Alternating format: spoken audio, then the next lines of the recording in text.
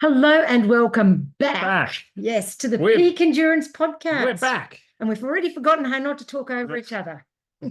Yes, we've had a bit of a break, bit of a hiatus. Bit of a lull, Yep. pause. Refresh your batteries. Yes. And now we're back. Yes, we needed a break just because lots going on in our lives. Life was busy. We're struggling to find the time, and the energy and it was more the energy motivation with everything that was going on.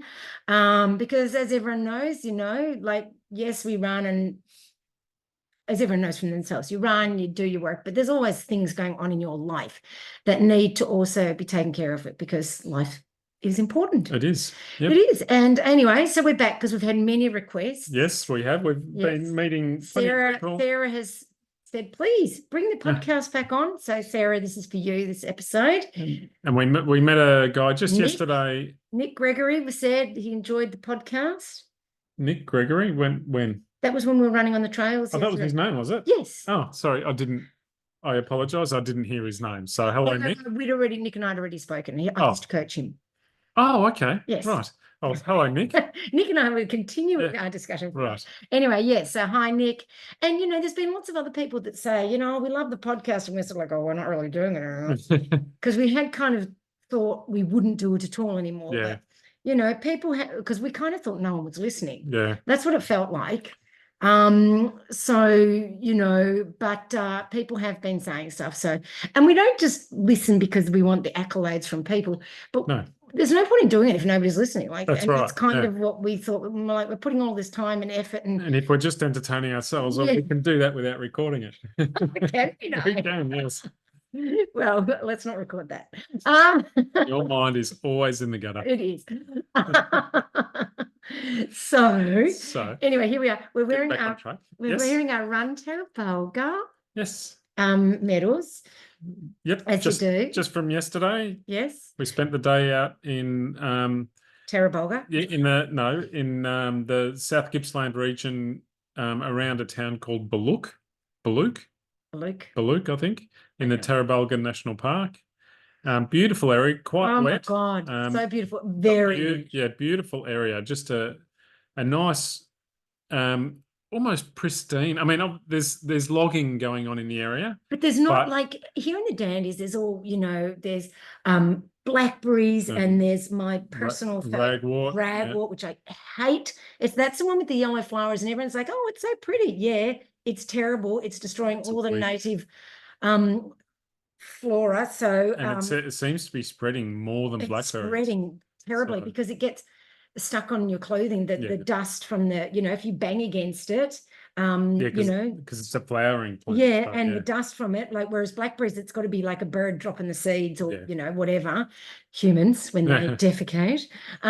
But with that, it's just, and it passes along. And that's why people moving through the area will make it worse.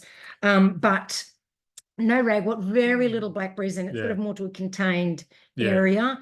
It was just, oh my God, stunning. The ferns and the rich soil, and it was just stunning. Just really nice, trails that kind of canopy over the top. So it was just a really nice.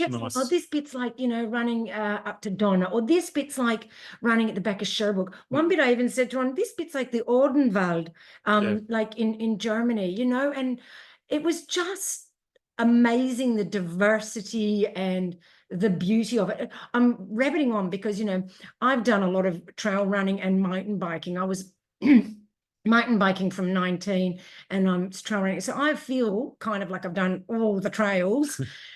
But I have never ever run there, and I am just like, oh my God, I wish it wasn't a 2-hour driveway. Although that's probably what makes it more special. If the Dandies, I run in the Dandies and I've mountain biked them, and I'm just like so bored. But this, oh my God, so beautiful. And yes, muddy, and there were some hills that the tractors, diggers, whatever had been on, so it was chewed up to the bejesus. One point, Ron's sliding backwards. I'm having to push him on his arms to get him up the hill. My legs were moving forward, but my body was moving backwards down the hill. It was freaking hilarious. And for some reason, I had traction, so I'm pushing him. And that was us getting up the hills, because no, we didn't bring our poles. We didn't. because the elevation profile we didn't looked look at the that bad. elevation profile and thought, No. that's manageable. And we're only doing it for fun. We're not Yeah. racing for sheep stations. So we left our poles at home, but halfway up that muddy hill, we were both saying, "I wish we'd bought our poles." And not for the hills, but for the just for the slime traction, and mud. just to be able to get traction and drag ourselves up. And oh my God, the shoes were like so heavy. And so even when you could run after, you were like, that's right. I can't believe like the winners did it so fast. I'm like, seriously, I do not get that because I was saying that during the race, this is a slow course this year. I mean, it's the first year they've done it, I think, as run Tarra Bulga. But no matter what happens, this will be a slow course because it won't always be that muddy and it won't always be dug up by machinery. But that, like I also said to you, that didn't detract from the race. Like normally, if you get that in a race, it's like, oh, this is shit, and now the race is ruined. But that's right. From there, it was just part of it. After we got off that, we ran through an area. Oh my it God, was just like so beautiful. It was so beautiful, and we'd completely forgotten about the muddy hill. Single track, and you felt like you. I said to Ron, we need to look out for snipers. I felt like I was in the rainforest in Vietnam. Yeah, although I did say it's a bit of a race for short people because there was a lot of ducking. Poor Ron was ducking all the time. Tree ferns, grow out and over the But it wasn't just tree ferns; there were logs sort of going over the thing, and it was beautiful. But and then we caught up with Stuart momentarily, and he's about 6 inches taller than I am, and I said to him, "Geez, you must be doing an awful lot of ducking if I am." So poor Stu got lost. He missed a turn, and so we caught him. Yeah, so he caught us. Well, he came up behind us at the aid station. We're like, "Hang on a minute, weren't you in front of us?" He goes, "Oh, I was," until I took a wrong turn. But anyway, he only added about a K. And then it was just I just had like really good fun. Like it was beautiful. I mean, as with anything, we haven't done much, to be fair, anything over 25K since February. Yeah, that's right. And it's, mid-April. So we weren't really conditioned for it because I've just had a mental funk where I can't kind of go over 25K at the moment. And I needed this as the rust buster to get me over that level because I've just been in a bit of a funk with my running, just with the health issues I've been having and being scared about doing long and, But this helped because I was fine, didn't have any dizziness or any kind of mini-ass thing, so that sort of gave me some confidence back. But, it was tough once we got over about 28 Yeah, goes. that's right. This is long. And a lot of it was runnable. Yeah, but also, a lot of it was runnable. But also there was some, the muddy sections we found. Once we got up to the top of that muddy hill, we'd really worked our hamstrings and our glutes, just trying to. And my hips were sore, and my lower back was sore. So we were kind of using muscles we weren't used to using. No, and there's no way you can kind of train that except for training on that kind of terrain. And no one wants to train that. No, you want to save that sort of stuff till race day. Yeah. So. And they're worried about leeches, but we use the Bushmans, which I've had for years. I didn't know you could use it against leeches. And normally I'm the leech magnet, and you got one. I got a leech bite on my foot, so it must have crawled inside my shoe, which I didn't spray. See, because what I did was I sprayed all around the top of my socks and sort of jumped inside my socks. Because I know what leeches love to get into your shoes. Yeah. So that might have helped me. So that's a tip if you're putting on the Bushmans. But geez, there was a funky smell at the start of the race with everyone wearing. Oh, yeah. The Bushmans was very. Oh, my God. Strong. That was strong and kind of raw. Yeah. And, but yeah, shout out to Megan and Matt for putting on an awesome race. I mean, it was great. Yep.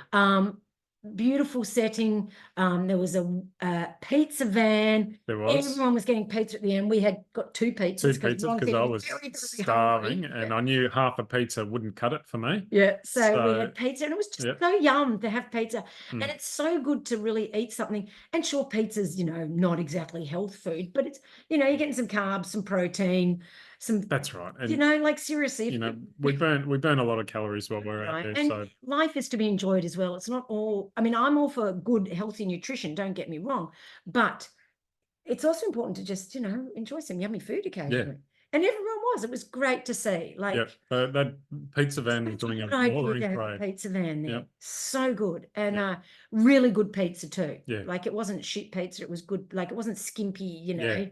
Like, oh God, it was actually decent. Yeah, no, it was good stuff. Yes, and so we went down there. We stayed at Welshpool at a friend of mine, Yep. that I know from teaching days, and she's just moved there 3 weeks ago. So we went So and yeah, so we went and stayed with her, and as you know, checked out our new digs, and that's right. And she fed us up on spag bowl the night before, yep, and we played Uno and had wine, and it was yeah, just, that was just lovely. And Welshpool and all around that area is just beautiful, it is. isn't it? Yeah, yeah. She took us to Port Welshpool just for a look because With the she's got a beach couple and of that. dogs, so we Yep. took the dogs for a walk to the beach. And then we went to the Agnes Falls. Oh Yeah. golly, go to the Agnes Falls, people. Yeah, Who it's a knew little. that It's hidden a, gem? yeah, it's going to say it's a hidden gem. You can't see anything until you pull into the car park, and And then even then, well, you yeah, can't see anything in the car park. no, but you wouldn't even know it's there No, until you get into the and car you park. only So, walk, 400 meters, and then it's like, holy moly, like this gorge. Like I was saying to Carolyn, this is better than Mossman Gorge. yeah, that's right. Yeah, Like seriously, Mossman Gorge, you blink and you go and you miss the gorge. Whereas yeah. this is a serious gorge. No, So this look it up, was good. Yeah, go have a look, and it was so peaceful and just yeah. so beautiful. That And area. I mean, us runners, if we go in that area, generally we're heading towards Wilson's Prom. yeah, That's where all the good running is. But it's worth a while. It would only be maybe a 20-minute side trip. yeah. Each way. But that area, all through there, Tura, Welshpool, Port Welshpool, Yeah, it's a stunning area. Port Albert. It's a beautiful area through there, so it's well worth a visit. I mean, to be honest, as I was saying, when I was a kid, we spent a lot of summers going to Foster. Still cannot figure out why. No, But like I said, I'm sure we went to a surf. I don't know. But why go to the Queensland theme parks when you can go to Foster? Like, there's no comparison, clearly. Anyway, so yeah, but as an adult, you have a new appreciation for these sorts Yeah, of things, don't that's you? right. You do. Oh, if only I could tell my parents. Oh, So but, yeah, that we had a great weekend. And last week we discovered a new area for us. Obviously, yes, other yes. people know about it, but we didn't. I'd heard that there was Well, running. I have run there, and I have Yeah, mountain bike there a lot, but it's been years. yeah. So we decided to head over to Bunyip. Yep. It's a I've even done an adventure race in that area. yeah, okay, yeah. It's Yeah. a state. It was a state State forest. park. Yep. Yep. So Because you could take your dog. yeah, so not a national park, a state forest. Yeah. Apparently we attacked the wrong end of it. What we were on was mostly 4-wheel drive tracks, which were fine in themselves. We did some hill climbs and stuff like that. But apparently Better single track. we Because missed a once better I single was track. We were in the surprised wrong where direction. we went, Yeah, because I thought we would go somewhere else where I knew there were single tracks, but I don't know all the Yeah. tracks. Anyway, word to the wise, we got to the campground where we were going to start running Yes. from, and we pulled out the phones to look at Strava for the map that Ron that had was created. I had created a route on Yes. Strava. But he hadn't saved it offline, and we're like, oh, there's no mobile No reception. mobile, so Oh, we don't know. We don't know the area. We don't know where to go. No. So we had to drive back up the road till we got mobile reception, then save it offline, and then drive all the way yes, back. so that was That an added a extra, half an hour yeah. or two.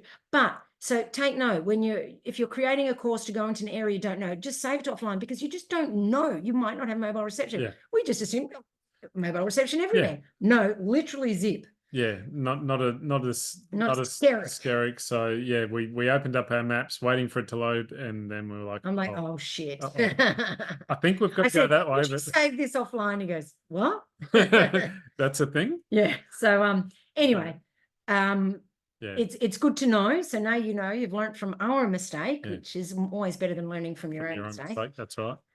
Anyway, so So- that's been our last couple of weeks, Yeah. hasn't it? Yeah, so our kilometers have been down. Yeah. Mine I've been are doing a bit of body fit. yeah, mine are roughly down to around 80 k's a week. Isabel's down to around 100-ish. Yeah. But like she says, we're still going to the gym twice a week, I'm and going to body fit and then yeah, like 3 Isabel's times a week. I'm going to yoga twice a week. yeah. So her exercise time has gone up, but her running has gone down. Not fully, but Yeah. yes. So But it's just nice to actually have some time on a Saturday. We were Yeah. kind of spending all Saturday, like getting home at 3 or something. Yeah. And it was getting exhausting. It's okay to do that for a few weeks. And admittedly, I had been training for Barclay, so that was why. But then, and normally it's fine. I am finding that it is kind of almost too much free time on a Saturday and Sunday. But after I've been doing this for many, many, many, many, many years, And I think because of COVID and all that sort of stuff, and then the 100 challenge, I kind of just didn't stop. Normally, I always had breaks, full breaks for quite a while. But I've just, you know, because of COVID with no races, and you just kept running and running and running. And so you never had a race to recover from. So you just whatever. Yeah. And it just kind of became a habit, which is not good either. And admittedly, I did have a break after Coast to Cozzy, but then I was quite sick for 6 months. And I really think, even though I had that surgery December 2022, I really think I'm only getting better now. But I think though, you know, because you say you had a break, yes, you had 2 or 3 weeks off, but then you went straight back into training. Well, kind of, but it was horrible. And I then didn't do, it was before you were, you know, after 3 months, it was you terrible. started your 100 No, challenge, yeah. and which I just think I just should that surgery ruined me. I mean, it was great. I'm glad I did it, and blah blah blah. It was, I needed to have the surgery, but I really only think I've come kind of good now. So yeah, that's right. it's taken a year and a half, but that's all right. Yeah. But you know, our bodies, we think they're tough and that we can put, and I've, you know, pushed my body so much that once again that becomes a habit too, to just push through. But you know, it is only a human body, it's not a machine. And so I'm just kind of having a bit of a downtime from having any goals. Although in saying that, I have signed up for a multi-day race in Canada, in Revelstoke.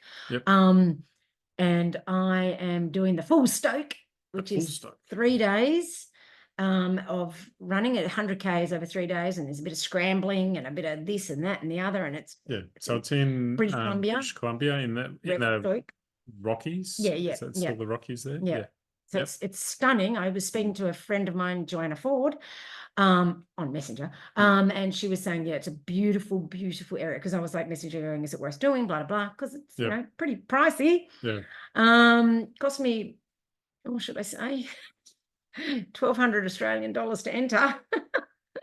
And then the accommodation. And then the accommodation on top of that. It is. And then I've got to get a hire car to drive there.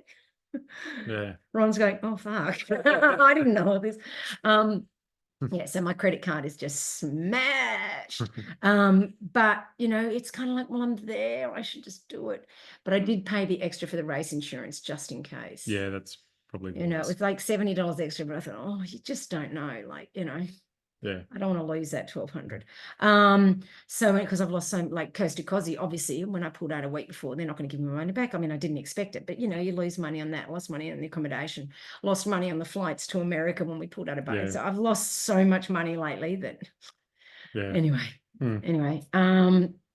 So, but that's something to look forward to, because we're thinking we'll start doing multi-days. So we're thinking the GPT, doing the miler as the multi-day. So we're just looking to change things up a bit. You know, I've done so much of this long stuff for so long, and I've always wanted to do multi-days. That's actually, I've been wanting to do multi-days for years, even before I met you. So it's a good excuse to do some multi-days. So that we might even look if we can find something that suits us, maybe some kind of a fast packing or even bike packing. I thought maybe we could try bike packing first, because you can carry more stuff. It's not quite so minimalist. So we're just going to try a few different things and see if anything, you know, takes our fancy. And you know, just, you know, because we want it to be all about enjoying what we're doing. But the good thing about doing races like, say, run Tarra Bulga, is that we go and run places we wouldn't normally run. That's right. Because, you know, you don't know the area. And as good as Strava is, you know, you're kind of taking your chances when it's creating a route as well. Especially if it's offline and that's right. But you know, doing a race is a great way to see an area and to know that there's, you know, if you need stuff, there's aid stations, there's EMS, you know, whatever. There's it's all, and there's people, you know, and so that's why doing races is good. And like, I don't know the Revelstoke area, so it's good. You know, I can do that. It's like guided tour of the area. So yes, so that's what we've been doing. That's our update. And look at that time ticking away. Right. We've wasted it all just talking about ourselves As usual. as usual. But someone did say to us they like hearing these updates because they like hearing about Australian races, Australian trails, and all Yeah. that, because all the other podcasts on trail running and ultra running and whatnot are about America mainly, Yeah. and some about Europe. So, Yeah. That's right. you know, it's interesting to talk about Australian races. That's right. And by all means, if you're listening to this and you know of a really nice race in your area or one that you've been to in another area, by all means, drop us a line, let us know, because, we'd be very interested. We do travel a lot. And we could potentially go and do it. Yeah, we're more than willing to, drive out of state, maybe not drive to Perth or Western Australia. That's a Still, bit I've far. never been to Western No, Australia. but we would be willing to travel. So if you've got a race, in your area or that you know of, drop us a line and Yep. and we'll check it out. And Yep. if it suits us and suits our timeline, then we might even, take the trip and check it out. Yeah. If you want to, have the race that you think is awesome talked about on this pod. Yeah. Alrighty. So what we basically wanted to talk about is your running watch. And for us, it's a Garmin. You got a message. Or does that say No, my recovery time? time. I've had a lazy day today. Because we drove home. And we just sat around. Yeah, the Garmin watches, okay, or Chorus or whatever it is, Sunto, I don't know, and I don't care, because they're basically, what they're doing is these watches are telling you, oh, you're overreaching, oh, you're doing this, oh, you're strained, oh my God. Your VO2 is up, or your down. VO2 is down, Yeah. or you're peaking, you're not peaking, you know what? It's a watch. That's all it is. And it has a mini computer in it that it uses your heart rates based on the wrist base, which is shit and totally unreliable. And it's slightly more reliable if you tighten it so much your hand nearly falls off from lack of blood flow. Then it works a little bit better, but it is still incredibly, incredibly unreliable. And people use that, oh, right, well, that's it. Oh, my God, I'm overreaching. Oh, my God, what do I do now? Well, what you do is you go, how do I feel? Do I feel tired? Do I feel shit? Do I feel like I'm overreaching? No, then I'm okay. Yeah. Okay. You need to learn to listen to your body. That's right. We know for a fact that, they're great as a guide watches. They tell you some really interesting things. Just, as an example of how inaccurate they can be on certain things. At Tarra Bulga, my GPS measured 41.61 kilometers for the race. Isabel's was over a kilometer. 40.45. Yeah, over a kilometer less than mine. We were speaking to Peter Bignell. 39.65. Yeah, his was 2 kilometers less than mine. We ran the same course. I didn't take a wrong turn. I spent the whole time on the course, yet my watch recorded an extra 2 kilometers. And we were running next to each other. We literally spent the whole race within sight of one another. And yet he got a kilometer and a bit more. Yeah. So they're not 100% accurate. They're a great guide, but they're not the gospel. Yeah. And you know the best. Your brain and your mind, or whatever, your brain is the best computer there is. I mean, other than Skynet, clearly, because they overtook us. But your brain is the best computer there is, and it is the only one that has all the data going back from pre-Garmin to how your body reacts to exercise, to weather, to outside influences, to stress, to relaxation, to happiness, to sadness, to whatever. That is the only computer that has all the data. And, you need to start, what's happening. It's like people using their Apple iPhone or their phones for maps. Remember back in the day, flicking the mailways and you would kind of memorize and you'd figure out and you'd picture the maps in your mind and you would know where you're going. Now we've lost all that spatial awareness. We just have the phone there on the thing showing us where to go and we have no clue. It's the same thing. And occasionally Google Maps does lead you astray. Off a cliff. That's right. Or it'll try and take you through a river or or something. I remember when I was in Canada, when I first got to Calgary, I would put into Google and it would send me the most ludicrous places. And I'm like, but and it was like, no, it's obviously just shit Yeah. sometimes. And it's the same with the Garmin. Take it with a grain of salt. Yes, there's some useful information there, but don't say, oh my God, my Garmin said I'm not sleeping enough. How the hell does your Garmin know? Even if you're wearing it to bed fully, like it's just, I don't know. I think you need to, and all these Whoop rings and Aura rings, like learn to listen to your body. This is what they have done for centuries, is listening to our body. Yeah. And suddenly in the last 20 years, we've stopped. Yep. You really think the machines know better other than Skynet? Sorry, we just watched Terminator again the other night. So it's fresh in the mind. Do you love those movies? They are just awesome. Yeah, so, you know, don't let your watch tell you that you're feeling shit. That you're feeling shit. You know how you're feeling. And don't let it freak you out. Oh my God. Like, seriously, have a listen to your body.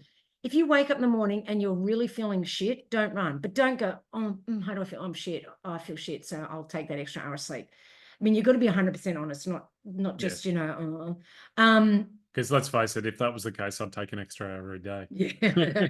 I feel too shit to go to work. Yeah, that's right. So, and look, honestly, I would love to sleep in, but when I wake up in the morning and the alarm goes off 5:10, I'm like, oh Christ, I feel crap. I just go, I know I'm going to feel better in half an hour. I will feel better. After a coffee? Yes, because sometimes I think, oh, I'll just sleep in and I'll run it, a bit later. And I think, and I know I'll be glad that I got up earlier because I've got so much to do today. I know I'll be glad if I got my run in early. Yeah. And inevitably, guess what happens? I am so glad. I think, oh, I was fine. There was absolutely nothing. I just didn't want to wake up and I didn't want to get up. Like, that's just natural not to want to wake up and not want to get up. You've got to distinguish that from, I'm actually exhausted. Other times I have said I need to sleep in, or I'm just going to take a rest day today, actually. Yeah. And later we've discussed it, and I said it was the right choice. That's right. But if I listen to that voice every single day, no. That's right. I just wouldn't run. No. So you've got to learn to distinguish that voice when it's just being lazy or when it's being smart. Yeah. But the only way you can learn that is by listening to your body. Learning to read the signs. Yeah. And that comes from listening to your body, not your watch. Yeah. Your watch is not God. Well, whatever. Your brain telling you is not God either. Your watch isn't the boss of you. Yeah. Okay. You're the boss of you.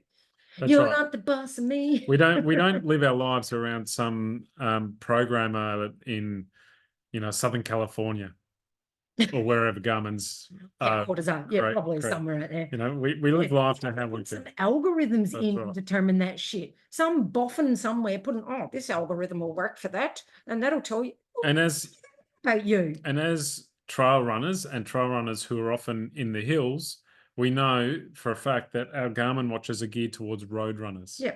So it's going to drop your VO2. Yeah, we can do a 40 to 50 kilometer run with 2,500 meters of climbing, and we know we've worked exceptionally hard, and our watch tells us our VO2's gone down. Yeah, they're not geared towards mountain running or even hilly trail running. It's all flat road running. For road runners, take it all with a grain of salt, because just do it. And so I mean, the real way that they did it, the proper way, if you really want proper data, you do like from that book that we were going to interview the people, and it just yes, Jack Daniels would drive along beside them while they're running. He would be on the bonnet of the car, testing them for their VO2. Right. Yep. Taking blood samples as they're running along and breathing into this thing, right? So if you really want accurate data when you're out running, get that happening, okay? Because your watch isn't going to give you accurate data. No. That is the only thing. Yep. Like proper lab testing. Clinical VO2 tests, yes, they will tell you exactly what your VO2 is. Yeah. Your watch just doesn't have the input. No, it just doesn't have the capacity for telling you the proper data. Like, it gives you it can give you a ballpark figure. Yeah. And that's it. It can't really know if you're overreaching, if you're overtraining, if you're undertraining, if you're peaking, if you're like whatever. Listen to your body. And also, different people, like a watch is a watch is a watch, but different people are different. Yeah. My running heart rate is a lot lower than most other people's running heart rate. When I run, my heart rate doesn't get over much over 140 if I'm just doing a regular run. But yeah, But other people's will be up around 160. well, I'd hope not on an easy run. Or on a run, like on a, yeah, I'm sure they would. Not an easy run. Oh. Anyway, but my point is that people's heart rates are very different. And also heart rate depends on, you know, if you're dehydrated, if you're tired from bad sleep the night before, if you've just had a bucket load of caffeine, your heart rate will be high. If you're, you know, and if you're fatigued, your heart rate might be suppressed. If you're nervous about something, if you're excited about something, you know, it all changes your heart rate. I've just done some reels about this sort of topic. It all changes your heart rate. So, which is going to change the response that you get from your watch. You know, you could have a job interview that day and you go for your run and you're like super stressed, like nervous, and that will affect the data that you're getting. Yeah. But it's not your fitness, it's the job interview. That's right. So yes. So use your watch, use it to get the information that you're, it's you know, good as that you're interested in, data, but don't use it as gospel. Yeah. You know, Yeah, there's so many things your watch can tell you that don't really mean anything. Yeah. That, you know, don't affect, you know, the way you run, the way you feel. Back in my day, when I was a runner, when I started running, there were no Garmin watches. No. I just ran, and I based it all on how I felt. Yep, quite. When I started running, I would, you know, I would know my area, so I knew rough distances. But what I would quite often do if I did a long run is I would do the run and then I'd drive it as much as I could afterwards. Obviously not on a trail run because you can't do that. But if I was running around the streets, I would drive the streets to see how far I'd run on the, you know, on the odometer of the car. I had a wheelie thing that I would wheel over the Melways maps to give me the approximate distances. Couldn't do that on the phone, can you? No, you can't do that. It ruined the phone. Well, it shredded the maps. So, you know, that's how I knew approximate distances that I ran. I didn't know what my pace was. I ran to how I felt. So I learnt my body. Yeah. You know, I really, and too many runners are starting these days and just not learning their bodies because they've got the Garmin. So I'm not saying, and we're not saying run without a watch. No, absolutely not. I love my watch. I love it. I love seeing the map and, you know, but also don't be wed to it. Yeah. Don't be wed to the watch telling you how you're feeling. Yeah. You know how you're feeling. Yes, the watch will tell you what you've just done in facts and figures, but it doesn't need to tell you how you felt about it.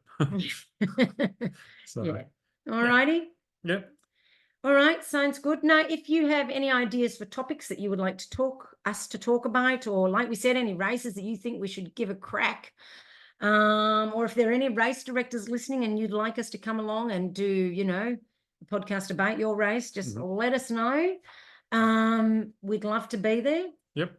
So our next race is the Wandy Cross, I think, is the next race. Yes, it is. For. Yes. Which is I early June. I love that race because once again, I love the area. Yeah. And I love that it's completely different to run Tarra Bulga, which was totally runnable or quite runnable, except for the slippery bit. Slippery mud, yeah. This is like, you know, this is climbing. This is hardcore mountain climbing. Yeah. It's like up, down, 27 Ks with over 2,500 meters climbing. Yeah. So it's solid. So we better do some hill training. Yes, we are going to have to get into those hills at some point. Yeah, because like I said, we've been a bit late. We've had a bit of a life funk. We're getting out of it now. And that's why the pod started again. Or at least I've definitely had one and you've just, you know, gone along with it. Yeah. I'm happy for the break. Yeah. Ron's not used to it. I've been doing this pod for years now, but yeah. So if you're going to be at Wandy, it'd be great if you came up and said hello to us and told us you love the pod. Better yet, get on your preferred podcast listening platform and write us a review. Then we'll really feel the love. Yeah. And we'll even read it out on the podcast. That's what I used to do back in the olden days when I actually got reviews. I would read them out to show my appreciation. Yeah. So it would be lovely if you did that. So then we know people are listening and do want to keep listening. And like I said, if you've got any topics, I think you can, certainly on Spotify, I think you can record a question Okay. And even maybe record what you think of the pod, how it's helped you maybe. Yeah. Let us know how this has helped you. For sure. Because that's also what, we don't just do it because we want to entertain you. We actually want to help you. Yeah. So We do try please, to, yeah, instruct as much as we can, educate. not educate. instruct. Sorry, no, that was the wrong word. I Educate. command you stop you listening Yeah. to your what? We do like to educate. Yes. So, please do let us know how this podcast has helped you, because that's our goal. Anyway, have a great week, whatever time, whenever you are listening to this. Yep. And enjoy your running, and whatever you do, keep running. Keep running. Bye-bye. See you later.